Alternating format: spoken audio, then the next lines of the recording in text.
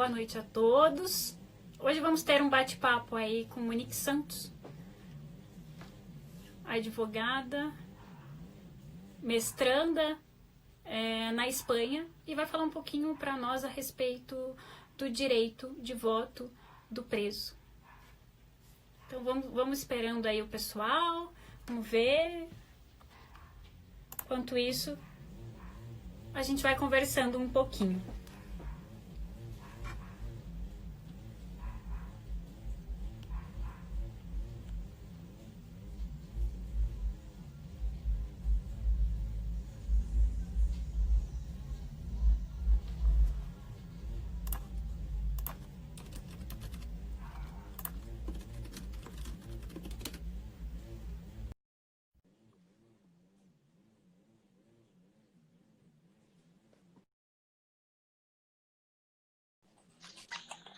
Oi, Monique, tudo bem? Oi, tudo bem, Camille? Tudo bem, seja bem-vinda. Obrigada. Estava falando aqui para o pessoal, né, que você é mestranda nessa área, que está falando justamente sobre o direito de voto do preso. E eu gostaria que você começasse contando para a gente um pouquinho o que te levou a escolher esse tema, né, principalmente como tese de mestrado. Né? Como que você chegou nisso daí para a gente começar a introduzir para o pessoal a temática? Então, Camille, esse tema surgiu na minha vida. Na verdade, assim, eu sou envolvida com a população carcerária através do curso do direito desde o começo da faculdade. Desde os primeiros anos de faculdade eu já estava envolvida no tema. E trabalhei naqueles programas de justiça no bairro e mutirão carcerário, então eu sempre estava envolvida com essa população. Quando eu fui fazer a minha monografia, o tema já foi parecido com esse. Então eu estou estudando desde aquela época. Eu comecei, na verdade, com o direito de voto do preso provisório e fiz a monografia nesse sentido. Já ali eu já comecei a concluir que eu precisava falar também sobre o direito de voto do preso definitivo, condenado de forma definitiva. Então, aí eu fiz uma especialização em filosofia de direitos humanos, que eu também utilizei essa temática, só que eu fiz uma abordagem um pouquinho diferente, né? Eu usei como marco teórico a Hannah Arendt e usei o Habermas no conceito de cidadania, para poder falar um pouquinho sobre o direito do voto do preso, né? Aí, quando eu cheguei no mestrado, o mestrado ele trabalha com teoria crítica dos direitos humanos. E lá na Espanha, assim, eu voltei, inclusive, eu já estou no Brasil.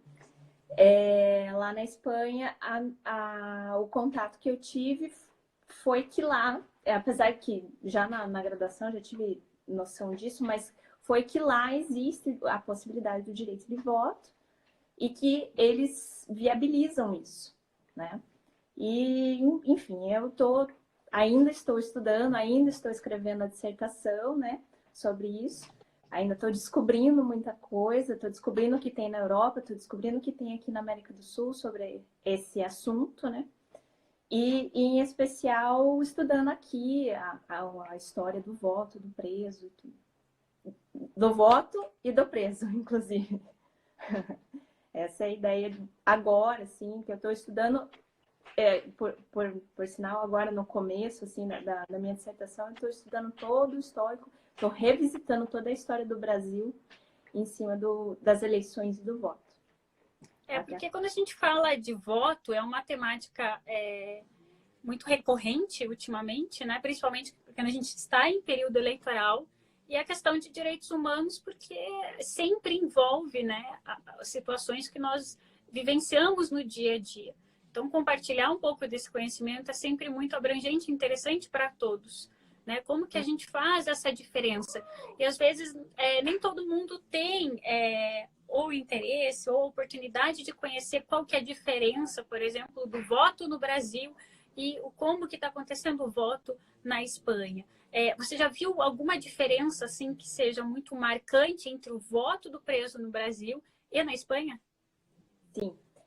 Bom, vou começar aqui pelo Brasil. No Brasil, quem pode votar são os presos provisórios, os adolescentes que estão cumprindo medida socioeducativa.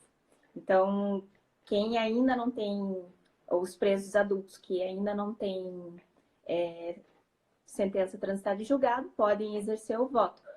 Entretanto, a viabilização disso ainda é um problema.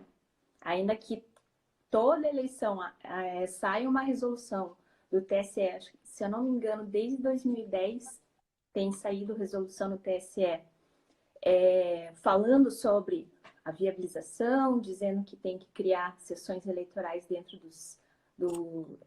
da onde tem preso provisório, né, dos estabelecimentos onde tem preso provisório e onde tem menores. Ainda assim, acontece muito pouco.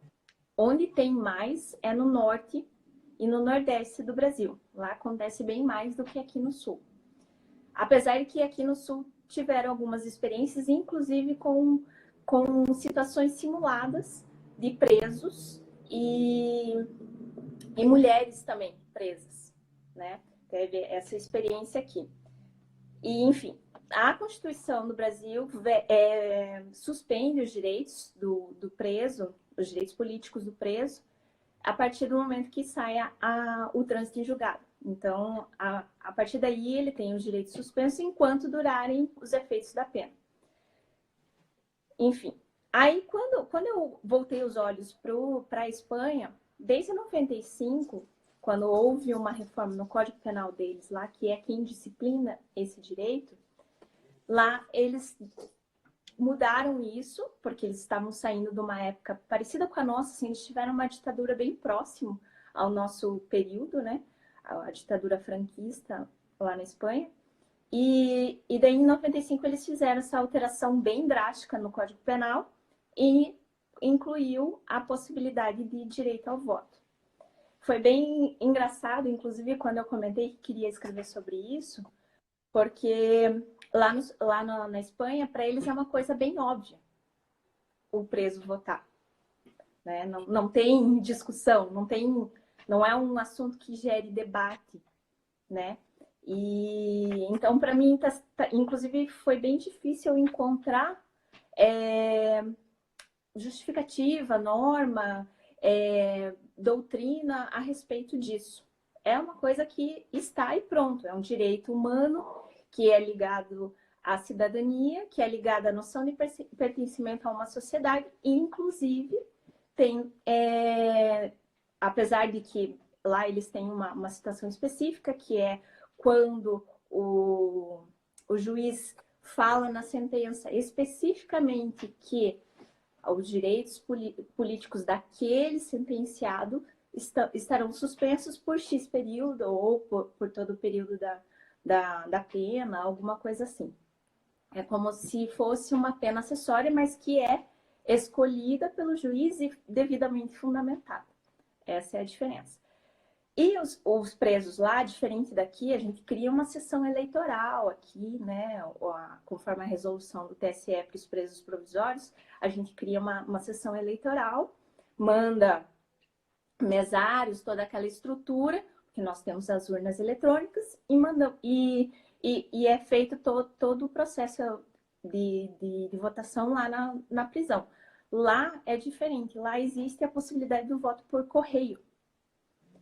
Então, isso vale não só para os presos, mas também para as pessoas que não podem, por exemplo, ou não querem sair de casa para votar. Agora, na época da pandemia, já está tendo eleição assim lá. Inclusive, no País Vasco, já está acontecendo eleição assim. Então, eles vão, fazem uma solicitação, enviam documentos, dados sobre, né, a sua pessoa, onde está, aonde quer receber, e o governo recebe esse documento e devolve com a cédula de votação, com as informações, as orientações, aonde ele tem que depositar esse documento, e ele que tem que receber, a pessoa mesmo, quem mandou é quem tem que receber esse documento, né?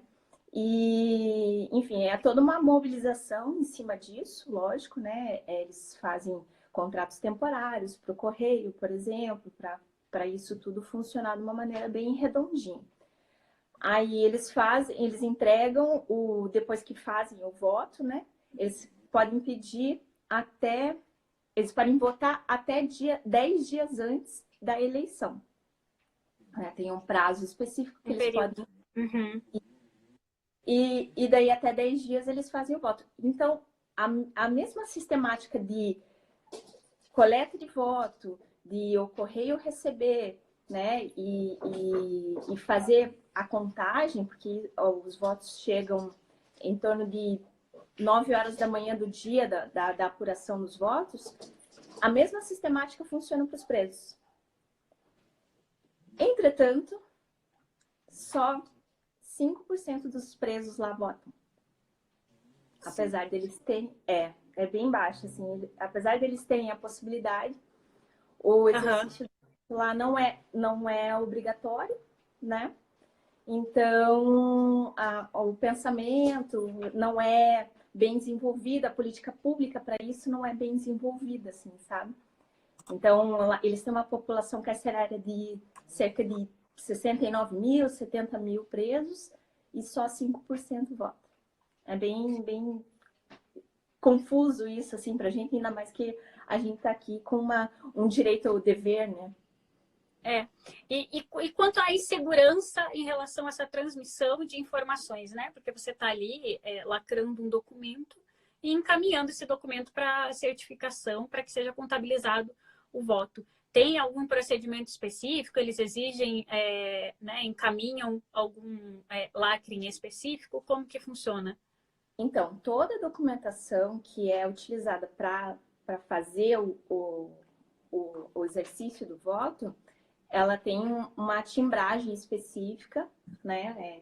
Todo um aparato, um documento todo aparamentado de segurança para que aquilo seja reconhecido e válido como um documento que foi o governo quem enviou, né? Seja o Poder Executivo, né? Normalmente que faz essa tramitação. Então, é um envelope, uma cédula específica, com papel específico, toda uma segurança em cima disso.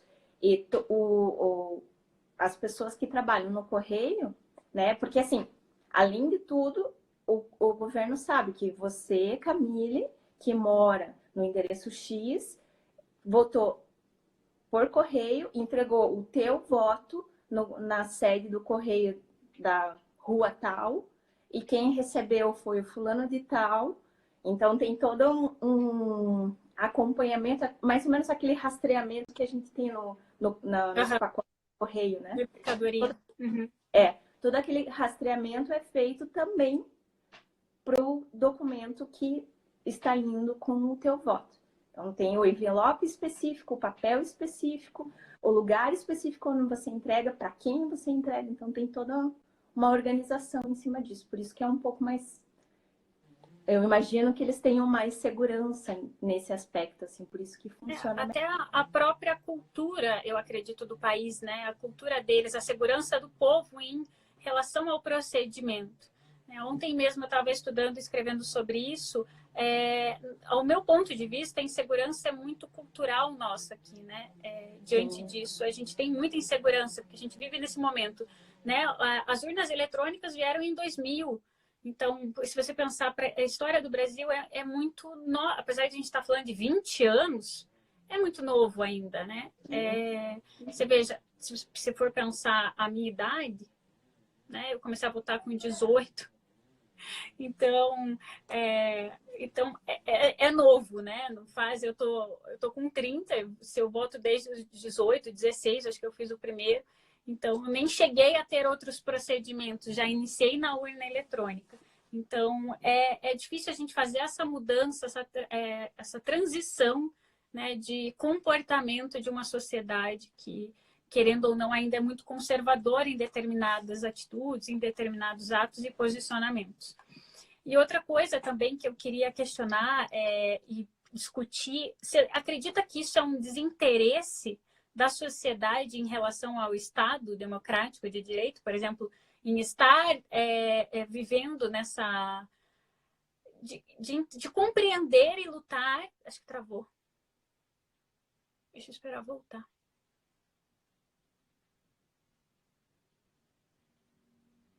Voltou? Ai.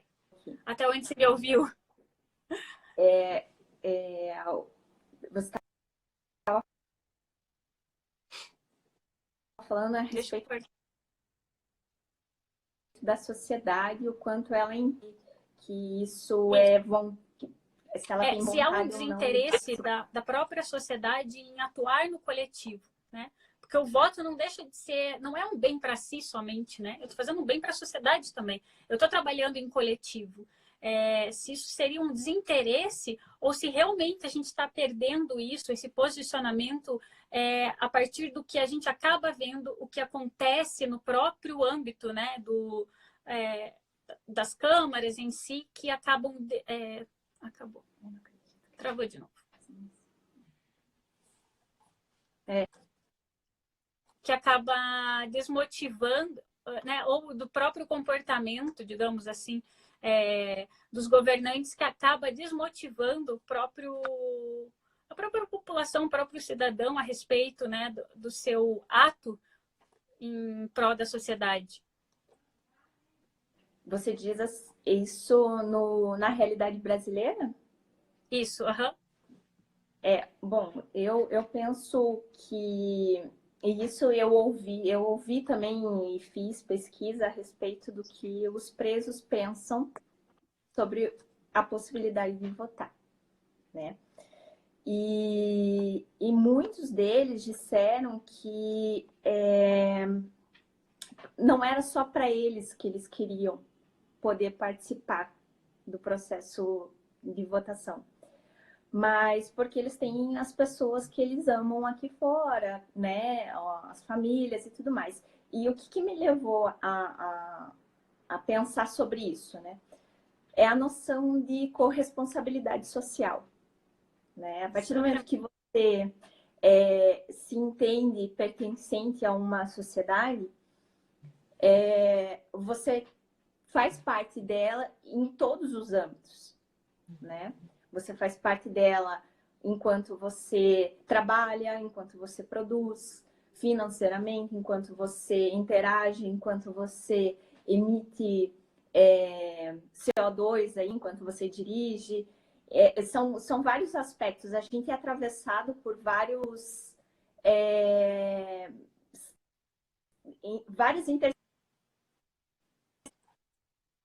interseccionalidades, né? E a partir do momento que você tem essa noção que o que você não, você faz essa análise. Travou. Aqui para mim tá rodando agora. Antes o áudio estava vindo sozinho. Aí. Voltou. Travou de novo. Hoje não sou eu. Hoje não sou eu. Hoje não é a minha tela. Seja bem-vinda, Evelyn. Vamos esperar.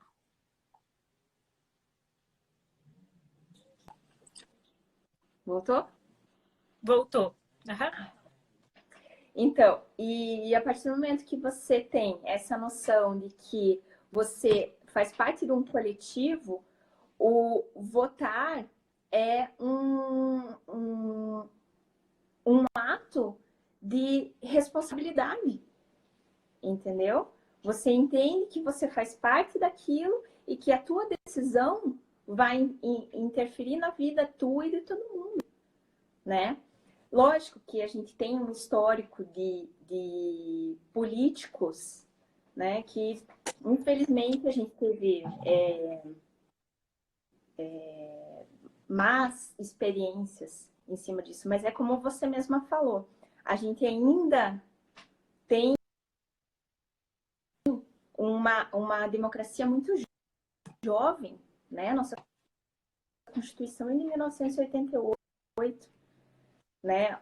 O sufrágio universal e eu posso te dizer isso porque eu estou estudando, né, todo o histórico só aconteceu mesmo de uma forma universal agora, a Constituição de 88. Então, a nossa primeira eleição mesmo foi em 92. Então, é um processo muito recente para a gente se sentir seguro, como você falou, né? Para a gente se sentir responsável e se sentir alterando a nossa realidade. Se a gente começa a trabalhar, e eu acho que essa última eleição trouxe um componente importante, que foi o interesse das pessoas pelo processo eleitoral e pela política, né, como um todo. Muitas pessoas estão falando sobre política, sobre quem são os políticos, estão pensando como que funciona a estrutura política no Brasil, entendeu? Então, para mim, assim, vai ser uma escalada importante. Lógico, se a gente não tiver outros acidentes aí no caminho, mas será uma escalada importante em termos de democracia. Foi também um marco. E diante do raciocínio do preso, a Fran disse que ela não conseguiu ouvir o raciocínio inteiro da resposta. Como que é o interesse deles na Espanha? Agora travou, eu não sei se minha fala vai inteira.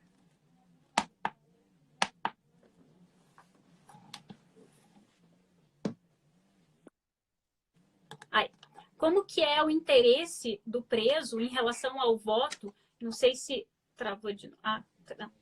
Como que é o interesse do preso em relação ao voto?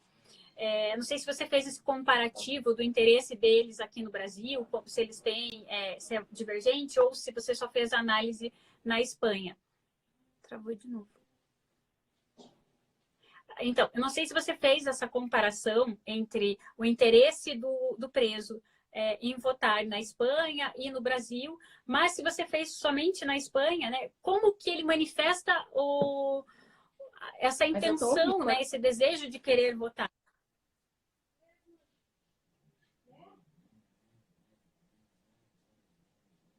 Calma aí que o áudio não está vindo. Tá sem Então, áudio. na Espanha, eu não cheguei a ver nenhum... Oi. Travou, mas está vindo a voz.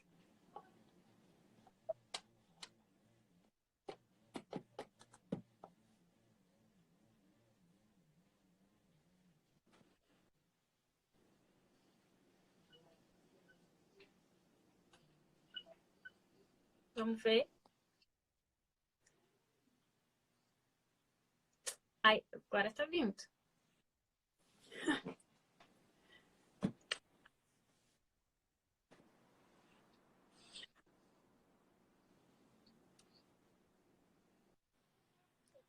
Pode ir falando. Para mim tá rodando, mas vai que o seu som sai.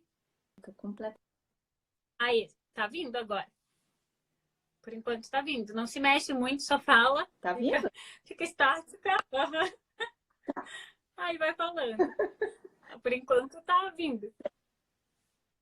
Então, eu não cheguei a ver na Espanha especificamente sobre isso, né? Eu li umas pesquisas de comportamento sobre em países como Portugal, Inglaterra, onde tem essa restrição, né? E Portugal, na verdade, é meio parecido com a Espanha. Se tiver previsto na sentença, o preso também tem a suspensão de direitos políticos. Mas eles falam que Brasil a respeito do... Travou.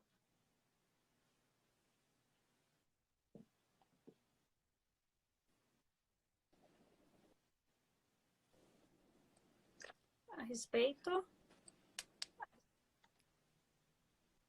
Oi, tá me ouvindo? Tô. Parou no a respeito...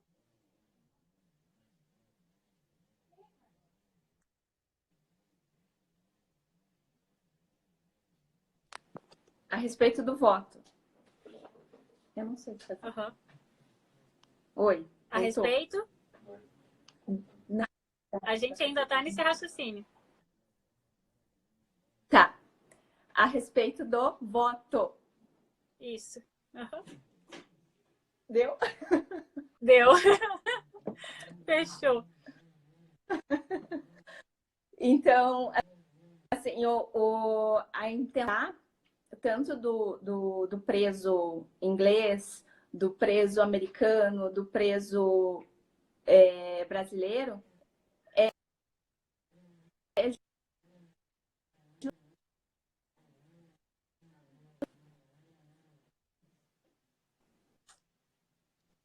Vamos indo.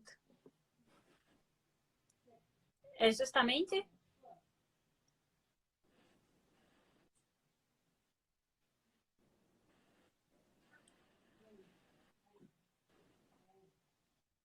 O bom é que trava numa foto bonita, né? Daí dá pra tirar print e tal. Duro quando a gente sai desajeitado.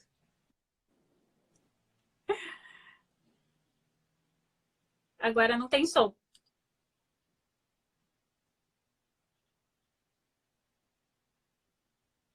Não vem, não vem, não vem som. Tá. Uhum. Ai.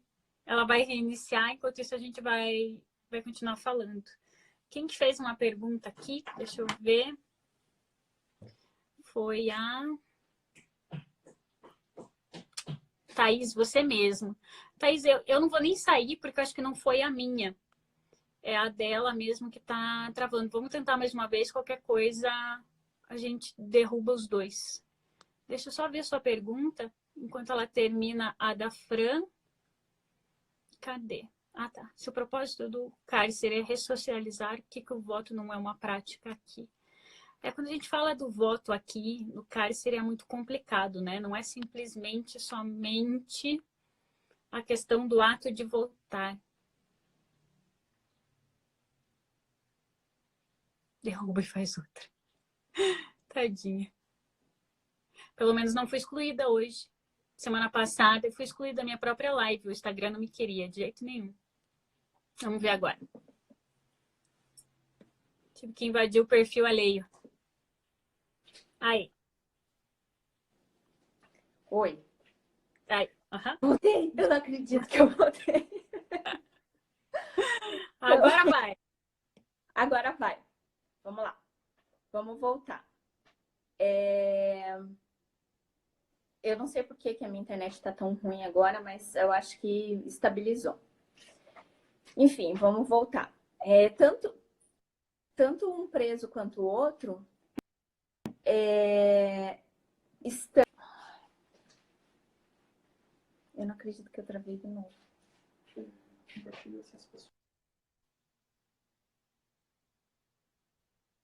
Vamos fazer propaganda? Que internet é a sua? Eu instalei a Copel. A Copel tá fantástico, gente. Tá assim, ó, entregando resultado incrível. Eu não sei se é porque eu sou iniciante, né? Nova cliente, talvez seja um serviço novo. Hã? Pode ser. Eu vou fazer assim, eu vou trocar o meu acesso aqui. Que eu vou fazer pelo 4G porque essa internet não tá dando. Só um pouquinho. Se eu ganhar alguma coisa ainda falando da Copel, né? Vai que surte algum resultado. Já ajuda, né? Levar o patrocínio, aumentar todo mundo que fala comigo vai ter desconto. Não tô dizendo que isso é verdade, tá? Mas vai que rola. Vamos esperar.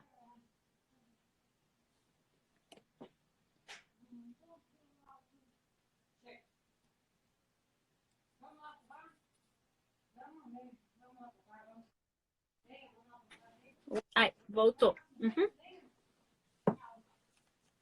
Deu certo? Uhum. Tô fazendo um voto aqui para ver se a gente ganha um patrocínio de internet. Hã? A minha é Copel. A minha também. Mas... Então, vai ter que fazer uma reclamação amanhã, dizer, ó, o que está acontecendo. Porque eles aumentaram para 300 mega agora o pacote. Uhum. O meu acho que é esse, inclusive. Enfim. Mas voltando, para não tomar tanto tempo. Tanto o preso brasileiro, quanto o preso americano, quanto o preso inglês, todos eles falam a mesma coisa, sobre a noção de que eles fazem parte da sociedade e que eles poderem participar é uma forma também de trazer educação para eles, porque eles vão ter que ter contato com algum tipo de informação para poder decidir por qual candidato eles querem, né? Então, esse processo de conhecimento do processo eleitoral, de como funciona o cargo de deputado, como funciona o cargo de presidente, como funciona. Todo esse processo é um processo de conhecimento. E que eles terem acesso a isso é uma coisa boa na visão deles, né? Inclusive, teve pesquisas aqui que uma das pessoas, inclusive, que foi entrevistada, perguntaram assim, mas o que você acha, né, para a pessoa presa, o que você acha de você poder votar, né? Você acha que isso é uma coisa boa? Daí a pessoa respondeu, bom, como é uma coisa boa, é por isso que eles não querem dar pra gente, porque se fosse uma coisa ruim, eles já tinham dado. Entendeu? Então, assim, esse envolvimento, esse engajamento também faz parte do processo de ressocialização, penso eu, que é uma das finalidades da pena, né? Se a gente quer ressocializar um cidadão que delinquiu, porque o Estado não pode desistir de um indivíduo, né? Então, assim, eu quero que você cumpra essa pena, mas você não faz parte dessa sociedade durante o tempo que você estiver cumprindo essa pena. Então, eu está integrando excluo de certo você. modo, né? Eu não Ai, voltou. De certo modo, ele não está integrando, né, o preso à sociedade quando ele restringe esse direito.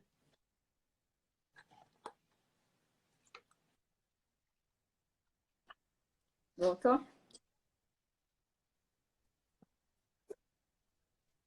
Exatamente. Exatamente. Então, penas que eu te aplico, mas eu não quero que você faça parte mais da sociedade nesse período. Entendeu? Em nenhum aspecto. Inclusive, te tira o direito de decidir sobre quem vai decidir pelas pessoas que você ama lá fora. Entendeu? Quem vai representar as pessoas que você ama lá fora. Entendeu? Então, você não tem direito a nada. Você passa a ter uma espécie que tem alguns autores que chamam de morte civil.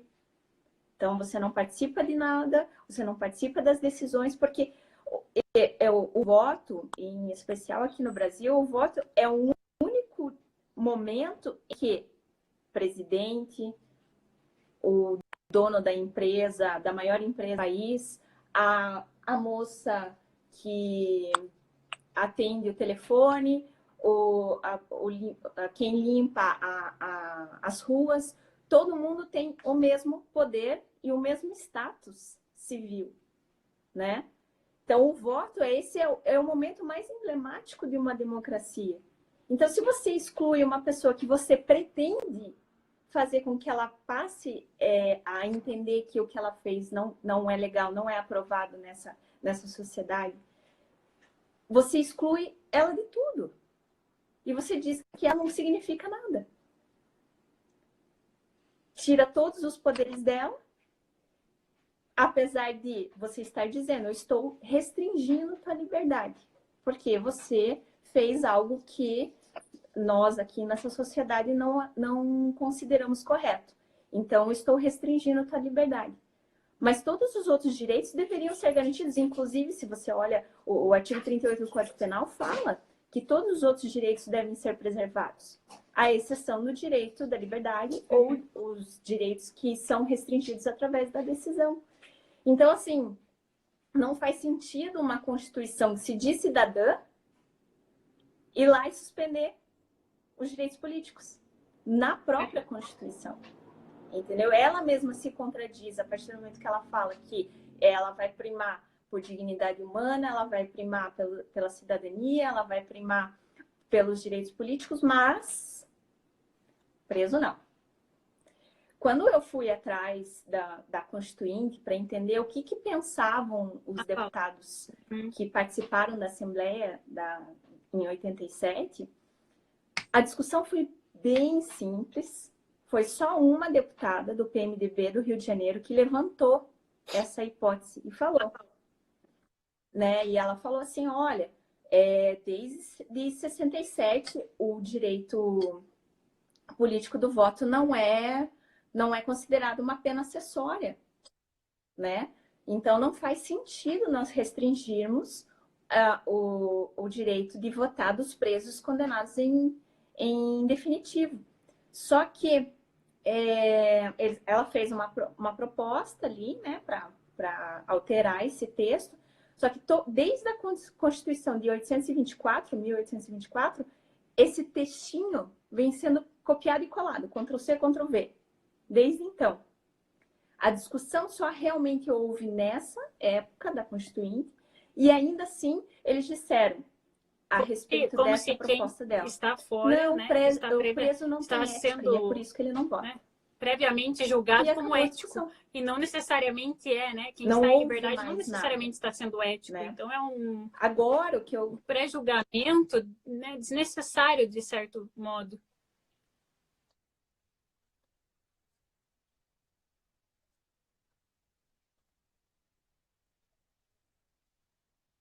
Exato. Ah, sim. Houve, o ministro Lewandowski também falou que existiu o risco de haver uma influência de facções em cima dessa possibilidade de voto dos presos, né? Porque como os presídios são controlados muitas vezes por facções, essas facções poderiam exercer algum tipo de influência. Mas, se a gente for parar para pensar, aqui fora qualquer um é também. Né? Essa influência todos estamos sujeitos, né? Inclusive, as facções não tem só pessoas que estão presas, tem muitas pessoas que estão soltas, né? E isso eu estou falando de facção, fora a milícia, né? Fora outras coisas que já estão dentro dos poderes que a gente sabe muito bem, né? E assim, o que eu estou fazendo agora na minha dissertação é tentar descobrir se essa opção legislativa foi porque estava sendo feita assim e por isso eles disseram só que era uma opção ética, ou se tem alguma outra raiz sociológica nisso, sabe? Que é sobre o mito da cidadania racial, né? E tentar ver se tem alguma... Porque, assim, todos os requisitos para votar, desde o começo, sempre foram bem restritos, desde as primeiras eleições no Brasil, né? Os requisitos para poder votar sempre foram bem pontuais, assim, para determinadas pessoas votarem. E só agora é que a gente está tendo uma amplitude a respeito disso. Então, eu quero saber quem estava lá e por que escolheram ainda assim manter esse texto, mesmo se dizendo uma Constituição mudança, né? pós-ditadura, prezando pela democracia e tendo em mente que o voto é o emblema da democracia. Essas letrinhas pequenininhas, tinha que dar um jeito de ideia. Vamos ver se a Thaís perguntou se o propósito do cárcere é ressocializar, que o voto não é uma prática ainda aqui.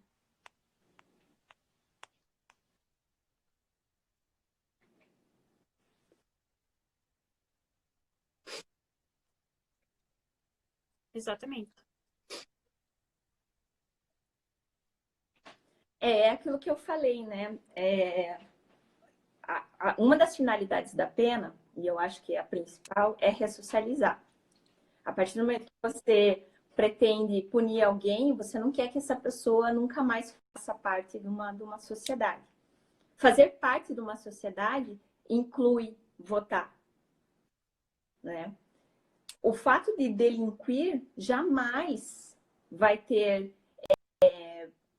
implicação direta numa impossibilidade, Porque se ela não tem, se ela não nossa, tem agora condições de que essa decidir um pessoa voto, ela não delinquiu, tem nunca condições mais ela vai ter condição, de enquanto retomar ela a estiver ali sociedade. cumprindo Ela pena, perdeu todas as de condições decidir bem mínimas, né? politicamente, Racionais, né? Como se fosse... qualquer coisa. É muito complicado, porque quando há quem diga, né, que a mudança não depende de nós, que os seres inteligentes não esperam mudar os outros, e sim mudam a si mesmos.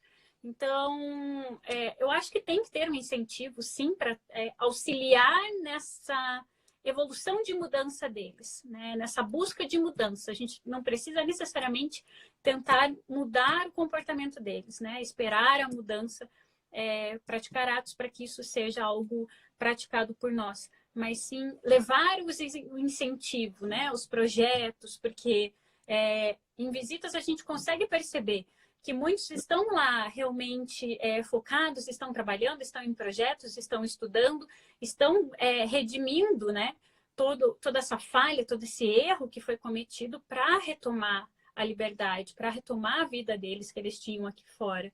E outros que talvez não encontraram esse caminho por talvez uma falta de insistência, uma falta de erro na comunicação. Então, são várias vertentes que a gente pode direcionar para esse erro, né?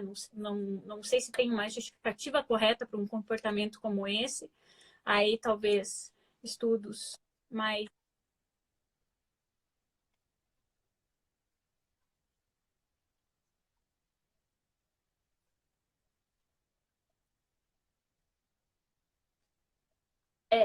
Assim, o que eu estou estudando, assim, e é uma coisa que vem já da minha carga desde o mestrado, é racializar as coisas, né? Bom, nós temos a terceira maior população carcerária do mundo, né? Mais de 700 mil presos. A maior parte, cerca de 70%, são homens negros, né? E voltando um pouco os olhos para o Brasil Invasão, como que foi, como é que funcionou toda a estruturação do país, é difícil não associar isso ao encarceramento em massa à raça, né? E assim, a partir do momento que você tem um racismo estrutural atuante nesse sentido, o povo negro não tendo espaço para falar, não tendo espaço na decisão da vida pública, ele estando encarcerado, isso é de uma maneira, uma materialização, o impedimento de votar é uma espécie de materialização do racismo estrutural. Lógico que eu estou falando isso numa perspectiva bem superficial, talvez eu esteja arranhando só a superfície aqui, né? Mas se você for olhar quem está dentro da prisão desde o começo, né? Quem é a maior parte da população que está encarcerada e quem não pode votar e qual o nível de representatividade nós negros temos dentro da política, você começa a fazer essas associações, sabe? Começa a entender o porquê que há essa vedação, o porquê que não há incentivo, o porquê que não se quer mexer nesse espaço. Em vários aspectos, não só pelo fato do voto, não só pelo fato da estrutura, de como como funciona o direito penal, de como o direito penal é racista, né? E isso não aqui só, porque, por exemplo, na Espanha, quem está ocupando o cárcere normalmente é imigrante negro, né? a porcentagem é maior. Nos Estados Unidos, 80% é negro. Então, assim, você começa a fazer essas associações e para tentar entender o porquê dessa opção, tanto aqui quanto nos Estados Unidos, por que não tem tanto incentivo na Espanha para que essa população participe. Talvez também, e assim, falando num ponto de vista de imigrante, porque eu tive muito contato com essa população lá na Espanha, talvez porque eles também não se sintam parte, porque toda uma burocracia para fazer parte daquela sociedade, que eles já não sentem essa vontade de fazer parte daquilo, né? E como resgatar essas pessoas, como trazer elas para entender a sua corresponsabilidade social, né? Isso falando em termos de imigrante. E falando aqui para o povo encarcerado aqui no Brasil, por que o encarcerado, que é em sua maioria negra e homem, por que ele entra nesse mundo do crime e vai para a prisão, e por que ninguém está olhando por isso? Né? A partir do momento que você dá o poder de voto para essa população, de repente ele vai fazer demandas, né? E os próprios políticos encontrem aí um nicho para que desenvolva essa parte, para que a gente realmente possa fazer uma recuperação. Trazer o objetivo final, que é você encarcerar para recuperar, né?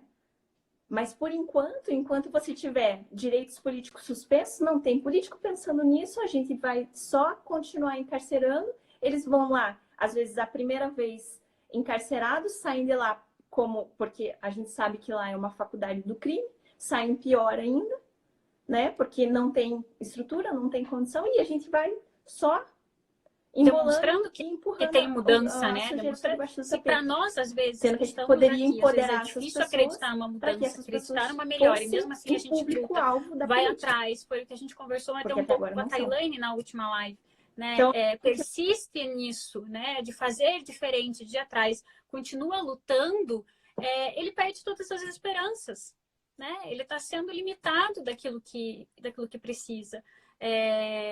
Né? Tá longe do conhecimento, tá longe do que aconteceu, né? Óbvio que eles acabam acompanhando. E uma dúvida que eu queria te perguntar: como que eles ficam sabendo a respeito, lá na Espanha, a respeito do candidato? Como que eles têm acesso aos candidatos? É feita uma panfletagem específica? Eles têm acesso a um meio de comunicação?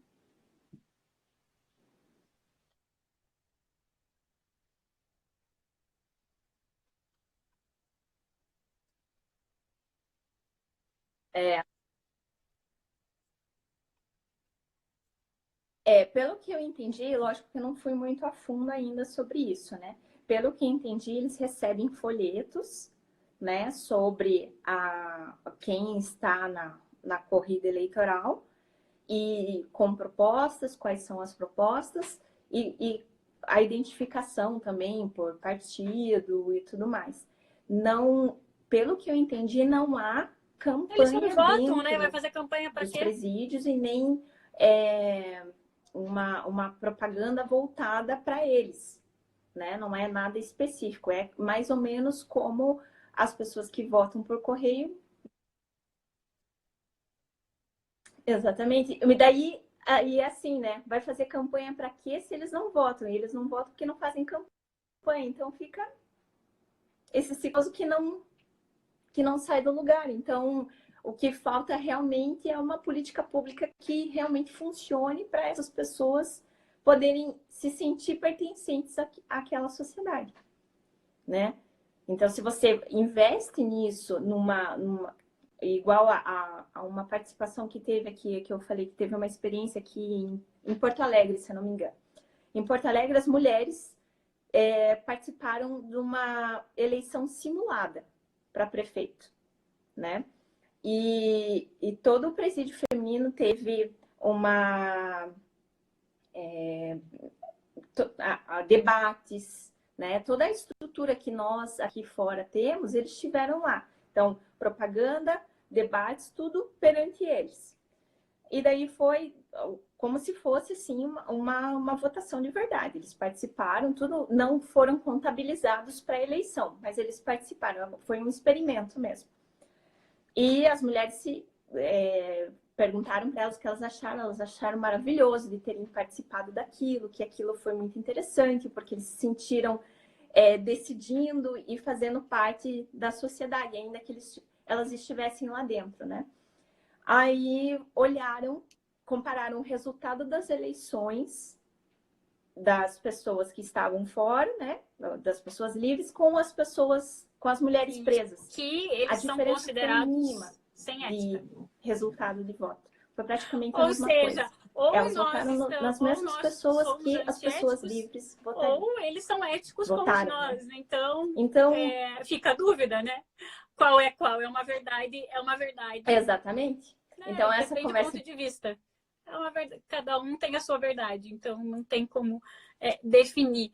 Mas é literalmente isso, né? Você veja, você poderia até colocar os governantes para visualizar. Do mesmo jeito que eu tenho um governante fiscalizando um bairro para ver as condições de saneamento, condição, né, de estrutura básica.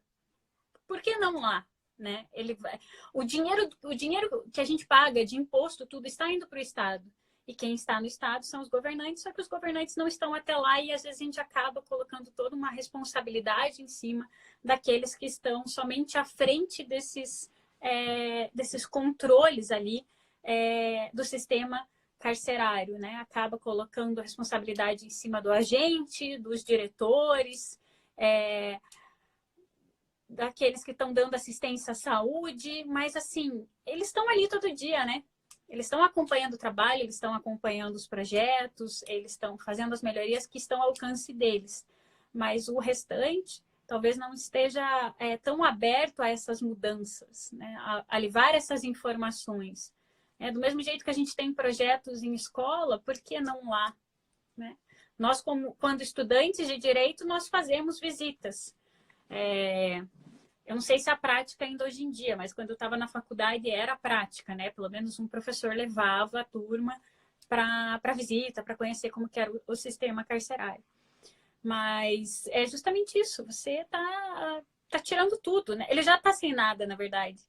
Ele já está sem muita coisa, né? E ainda fica sem esse apoio, sem esse olhar, né? A gente vê muito isso diante de outras... Eu não sei se a Fran está aqui ainda. Deixa eu até ver. Mas a gente comenta muito sobre isso, tá? A gente comenta muito sobre isso quando a gente está falando com a população de rua, né? Que eles já estão fragilizados, eles já são fragilizados. Nossa, minha cadeira caiu. Eles já estão fragilizados. Então, a gente não consegue saber o que eles estão sentindo lá dentro. A gente não sabe o que eles passam no dia a dia, na pele São mesmo, outros... né? Para saber. Então... Por que não tentar? A gente só vai saber se a mudança é possível ou não e se vai fazer diferença ou não tentando, né? Fazendo um levantamento de dados aí por um período. Que resultado vai proporcionar isso, avaliando os resultados que a gente tem hoje e fazendo o levantamento desses dados daquilo que a gente pode ter diante dessa projeção. Agora, se eu não fizer projeção, fica tudo no mundo da imaginação, né? Um futuro perfeito, um mundo perfeito. Então, eu não consigo trazer isso para a realidade. Já é muito novo ver, novo assim, né? Já é muito interessante ver que a Espanha tem a questão do voto por correio, né? Uma coisa que eu acho que aqui não funcionaria de jeito nenhum. Descarto isso totalmente. As pessoas são totalmente desconfiadas. Eu não vejo segurança suficiente de tudo que é lado. Eu acho que a gente não tem ainda, vamos qualificar como maturidade. Maturidade ou, quem sabe, cultura, ou evolução cultural para chegar ainda nesse nível, né? De atitude aí para poder dar esse cumprimento. Acho que a gente tem que evoluir ainda muito em relação a determinados atos que a sociedade tem. Espero que a geração anterior, a nossa, né, a mais jovem, tenha esse mesmo pensamento e eles já têm, alguns já têm essa mudança, né, de trabalhar no próximo, estar pensando no próximo, estar pensando diferente, e é ajudar, fazer, tá perdendo esse egoísmo natural que a gente tem. Você veja, a minha pauta é simples, a minha pauta é compartilhar conhecimento. E muita gente tem medo de compartilhar. Para que eu vou ensinar o que eu aprendi? Para que eu vou dar de graça? Gente, não é você dando o alimento, né, que vai necessariamente fazer com que a pessoa saia daquela situação, evolua daquilo que ela está, né? Ela precisa de um apoio, ela precisa de um puxão, ela precisa de um acompanhamento, talvez. Então, são esses incentivos, além do ensinar, além do falar, além de manifestar essa noção. Olha, mas eu não sei quanto tempo falta aqui, uns 3 minutos, pelo menos eu não recebi notificação ainda. Mas eu queria te parabenizar por essa temática, porque ela é nova, né? Nova ao meu olhar, digamos assim, né? De conhecimento, de tratar a questão do voto do preso. E não sei até onde ela é muito debatida aqui. Quando é debatida em cima da hora, sabe? A gente não tem muito o que fazer. Não tem chance, parece que é limitado. Eu já coloco em cima da hora para não ter opção. Ai, não tem como mobilizar, eu não tenho como ter agente, eu não tenho estrutura, não tem como levar a urna. O que eu vou fazer? Né? Daí vem o problema da facção, que a gente fica naquele, será que tem envolvimento, será que não tem? Por quê? Porque eu não faço isso com uma preparação, eu não faço um planejamento para tudo isso. Então é muito interessante você trazer essa... Tá rodando. É muito interessante você trazer essa tese, essa pauta para discussão, né? Esse item para discussão e não parar de falar sobre isso. Eu acho que não dá para se calar sobre o tema. Que é um tema ainda que tem que ser discutido, que tem que ser levado, que tem que ser... Vamos ver até onde ela vai me ouvir.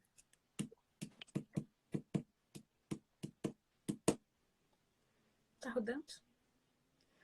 A gente podia fazer propaganda da escola também, né? Era a escola que descia redondo? Era a escola? Gente, eu nem... Para você ver como eu não entendo de cerveja. Ai, isso é bom. As pessoas vão olhar assim, ai, pelo menos ela... Né? Ai, ou vão dizer assim, que péssimo. Nem disso ela entende. Eu tenho 1 minuto e 55, mas é justamente isso. É para a gente não desistir dessa temática, para a gente sempre estar falando e trazendo essa temática, porque eu acho que ela alinha com tudo, né? A respeito dos direitos humanos, a respeito do voto. Então, ele traz várias áreas ali que acabam estando sempre conexas para essa temática que eu acredito, né? Eu acho que se eu levantar isso, digamos assim, nos bastidores, eu vou ouvir muito, é um absurdo e não sei o quê, porque é aquela questão que a gente falou, né? Cultural e conservador, que acaba restringindo eles desse direito, que poderia ser mais uma porta para a liberdade deles e para a ressocialização, como que você falou. Então, fica o meu agradecimento por ter aceito o convite, por ter vindo. Participar desse debate, né? Porque a gente está brincando da Copel, a gente brincou com a Skol, vai que eles patrocinam aí, a gente está querendo patrocínio de tudo, né? Vai que eles venham um alerta aí, tá na hora das melhorias, já que a gente está brincando. Mas é para agradecer mesmo poder ouvir sobre esse tema tão interessante. Corre que tem 43. Tem 43 segundos, 30 segundos para você falar. 30 segundos para fechar. Eu acho que eu travei, mas que tem...